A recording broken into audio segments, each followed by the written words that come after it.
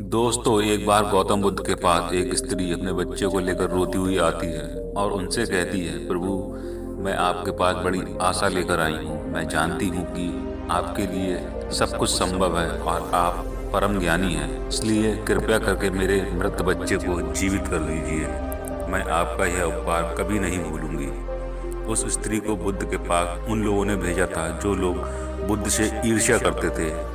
उनका उद्देश्य ये था कि बुद्ध सभी की नजरों में गिर जाएं। उस स्त्री के पुत्र की मृत्यु वास्तव में हुई थी, परंतु वह नहीं जानती थी कि उसका और उसके मृत पुत्र का इस्तेमाल बुद्ध को नीचा दिखाने के लिए किया जा रहा है। उसे तो बस ये बताया गया था कि बुद्ध सच में उसके पुत्र को जीवित कर सकते हैं। वो स्त्री कहती है कि कहिए ना प्रभु, आप मेरे पुत्र को जीवित कर देंगे ना।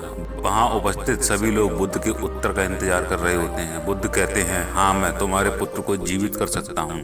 बुद्ध की ये बात सुन वहाँ उपस्थित सभी लोग हैरान रह गए और वह स्त्री बहुत प्रसन्न होती है। फिर बुद्ध कहते हैं कि परंतु तुम्हें एक कार्य करना होगा। वह स्त्री पूछती है, क्या कार्य करना होगा मुझे प्रभु? बुद्ध कहते हैं कि तुम्हें एक मुट्ठी सरसों के दाने लाने होंगे। वो स्त्री कहती है, अभी लेकर आती हूँ प्रभु। बुद्ध कहते हैं, परंतु ध्यान रहे कि दाने ऐसे घर से लाने हैं जिस घर में कभी मृत्यु ना हुई हो।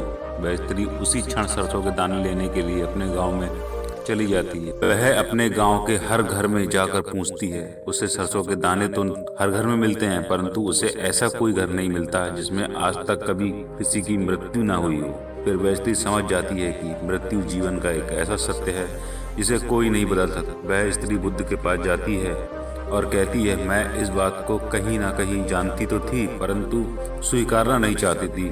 आपने बिना कुछ कहे ही मुझे इस सत्य से अवगत करा दिया। बुद्ध कहते हैं, जो जन्मा है उसकी मृत्यु निश्चित है और यही प्रकृति का नियम है। चाहे कोई व्यक्ति कितना ही सुंदर क्यों ना हो या कुरूप क्यों ना हो, बूढ़ा क्यों ना हो, जवान क्यों ना हो, लेकिन फिर भी मृत्यु सभी को आनी है। बुद्ध कहते हैं, ये संसार जिसे हम यथार्थ मानते हैं, यह दुख और पीड़ा का क्षणभंगुर खेल है। इसलिए जो जन्मा है उसकी मृत्यु निश्चित है। दोस्तों, यह कहानी आपको कैसी लगी?